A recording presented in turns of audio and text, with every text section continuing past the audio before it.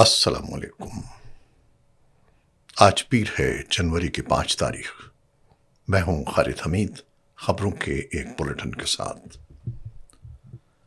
Venezuela کے خلاف امریکی فوجی کارروائی پر اقوام متحدہ کی سلامتی کونسل کا ہنگامی اجلاس آج منعقد ہوگا، جس میں حالیہ امریکی اقدامات اور ان کے عالمی اثرات پر غور کیا جائے گا۔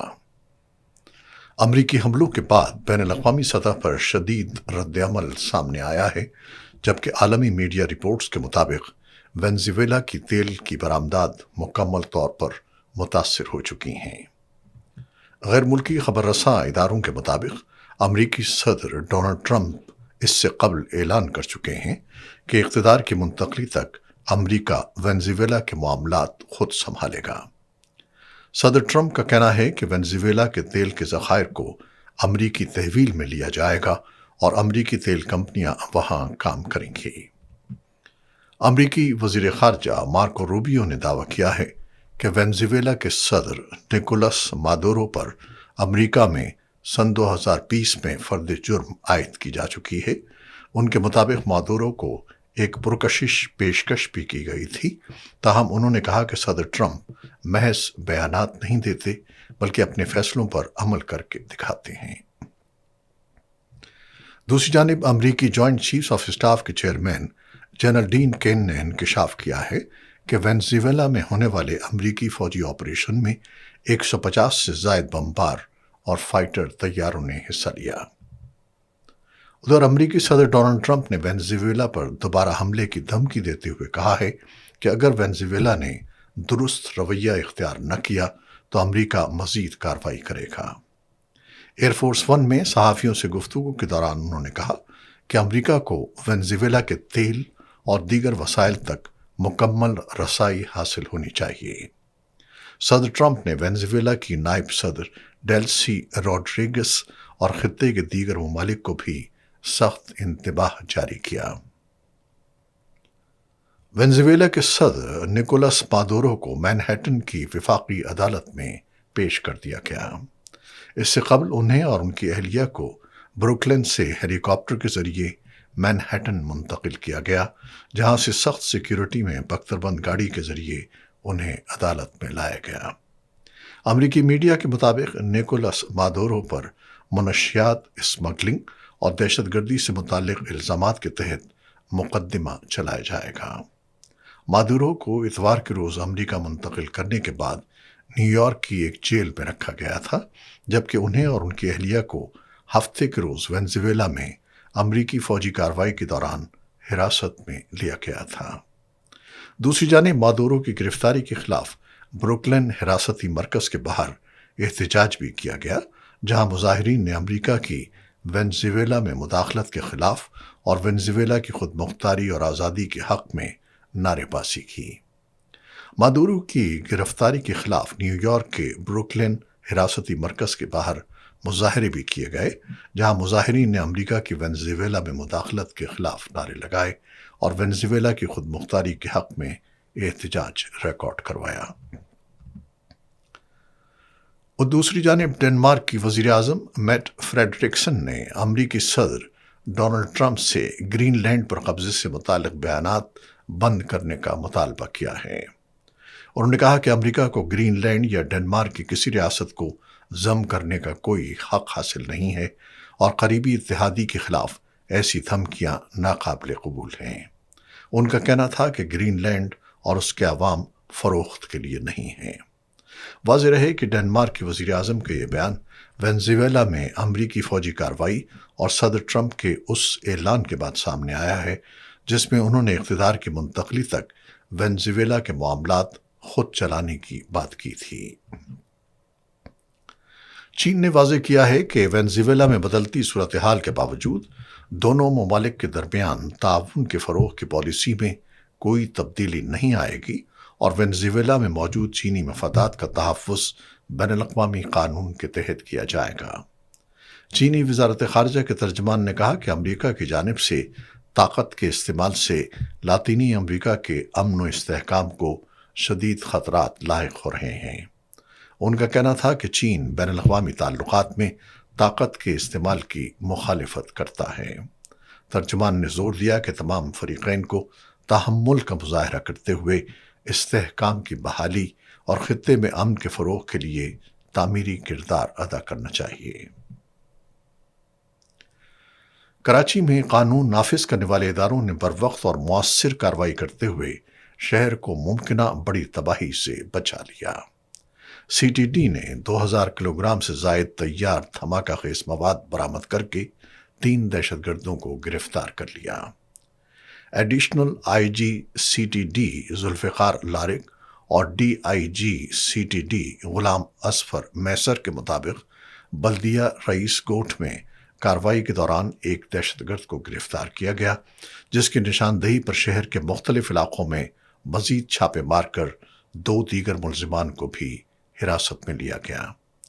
ابتدائی تحقیقات میں انکشاف ہوا ہے کہ بارودی مواد افغانستان سے بلوچستان کے راستے کراچی پہنچایا گیا تھا اور دہشت گردوں نے شہر سے 35 سے 40 کلومیٹر دور مکان کرائے پر لے رکھا تھا۔ کارروائی کے دوران 30 سے زائد پلاسٹک ڈرمز اور 5 دھاتی گیس سلنڈرز برآمد کیے گئے، جن میں مکمل طور پر تیار دھماکہ خیز مواد موجود تھا۔ سی ٹی ڈی کے مطابق اس منصوبے کے پیچھے کلدم بلوچستان لبریشن آرمی کے دہشت گرد ملوث ہیں، جبکہ بیرون ملک موجود سہولت کاروں اور ہینڈلرز کی نشاندہی بھی کی گئی ہے۔ خیبر پختونخوا کے ضلع لکی مروت میں نجی فیکٹری کی بس کو نشانہ بنائے جانے سے ایک شخص جاں بحق جبکہ 2 خواتین سمیت 9 افراد زخمی ہو گئے۔ پولیس کے مطابق بگوخیل روڈ پر نواردہ خیل کے قریب سیمنٹ فیکٹری کے کارکنوں کو لے جانے والی بس پر آئی ای ڈی دھماکہ کیا گیا۔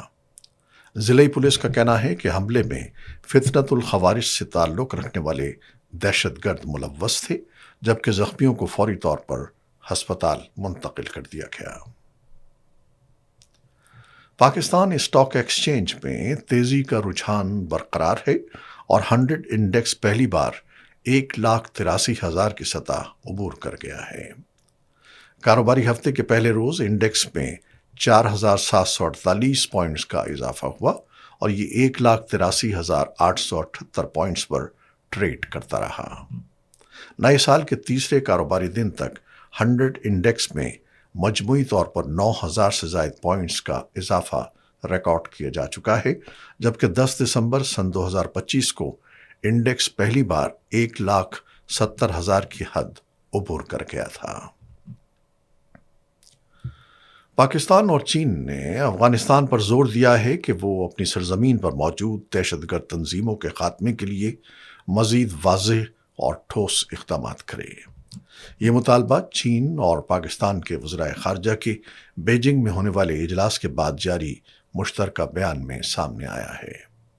اسحاق ڈار اور ان کے چینی ہم منصب نے چین پاکستان وزرائے خارجہ اسٹریٹجک ڈائیلاگ کے 7ویں دور کی مشترکہ صدارت کی، جس میں تجارت، سرمایہ کاری، معاشی تعاون اور انسداد دہشت گردی سمیت مختلف امور پر تبادلہ خیال کیا گیا۔ مشترکہ بیان میں کہا گیا کہ دونوں فریقوں نے اس بات پر زور دیا کہ افغانستان میں قائم تمام دہشت گرد تنظیموں کو ختم کرنے کے لیے مزید واضح اور قابل تصدیق اقدامات کیے جائیں، کیونکہ یہ تنظیمیں علاقائی اور عالمی سلامتی کے لیے سنگین خطرہ بنی ہوئی ہیں، اور اس بات کو یقینی بنایا جائے کہ افغان سرزمین کسی بھی دوسرے ملک کے خلاف دہشت گردی کے لیے استعمال نہ ہو اور نہ ہی کسی ملک کی سلامتی کو خطرے میں ڈالا جائے۔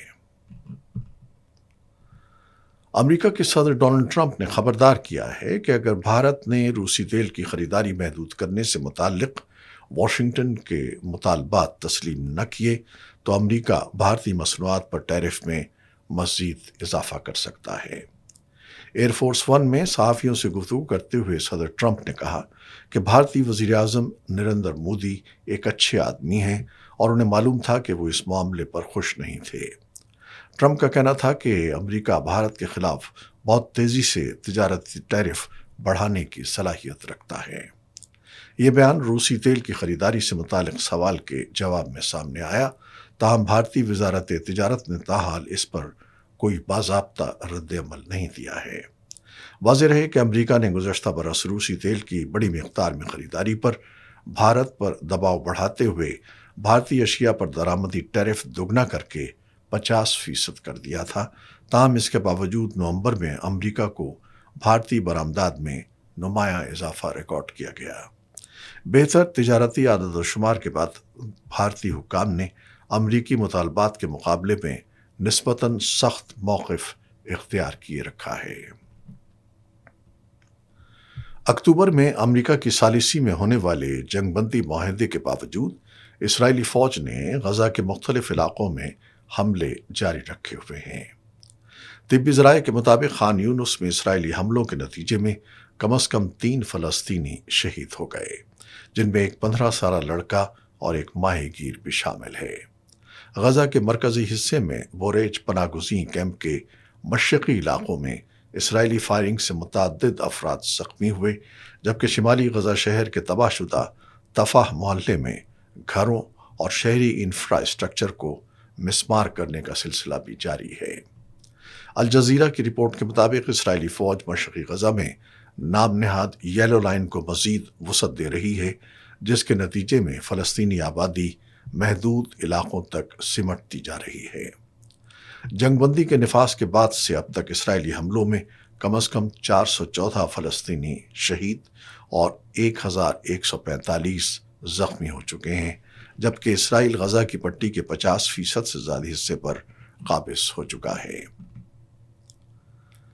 लबनान की वजारत सेहत के मुताबिक जनूबी लबनान में इसराइली ड्रोन हमले के नतीजे में 2 अफराद शहीद हो गए हैं।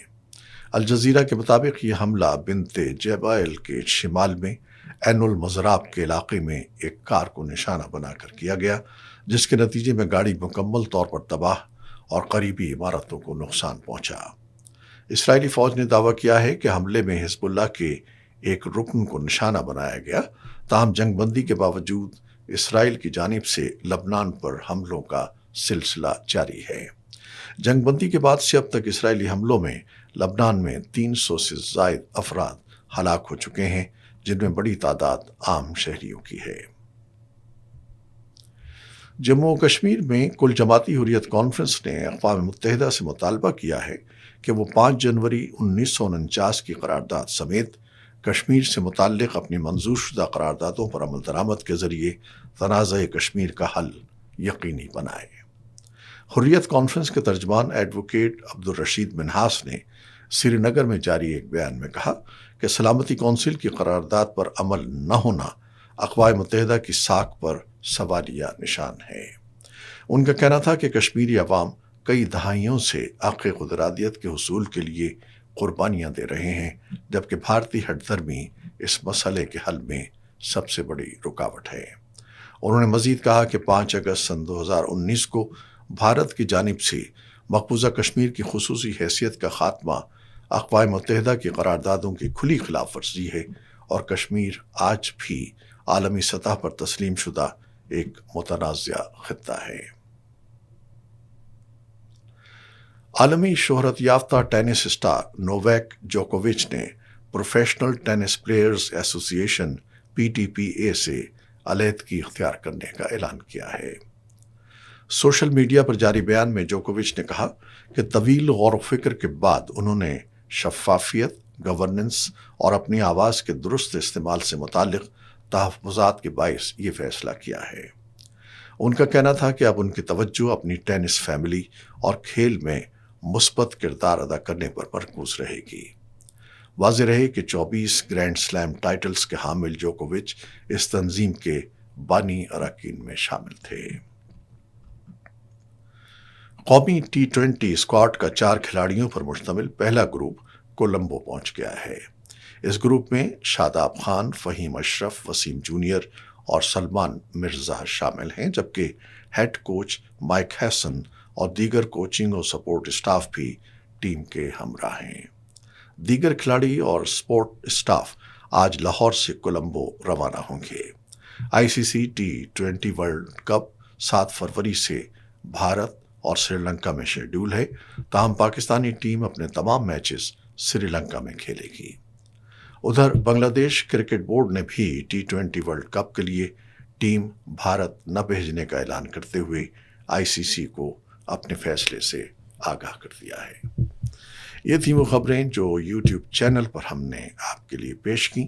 آپ ہمارے چینل کو دیکھتے ہیں، شیئر کرتے ہیں اور اپنے کمنٹس میں اپنی محبتوں اور رائے کا اظہار کرتے ہیں، جس کے لیے ہم آپ کے بےحد ممنون ہیں۔ اپنی ان کوششوں کو، ان محبتوں کو جاری رکھیے گا۔ خالد حمید کو اب اجازت دیجیے۔ اللہ حافظ۔